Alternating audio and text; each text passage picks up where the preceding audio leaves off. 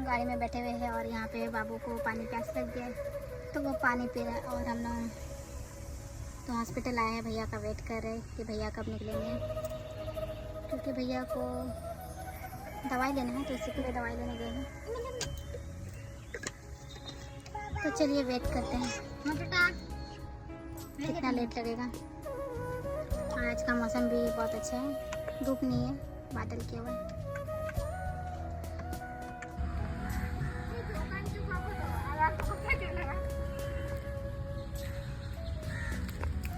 ये इतना बड़ा तो अभी दवाई सब लेके अभी निकल गए हम लोग गांव की तरफ और हम लोग गांव पहुंच गए हैं। और मेरा आवाज़ थोड़ा अलग लग रहा है क्या है कि हमको सर्दी लग रहा है।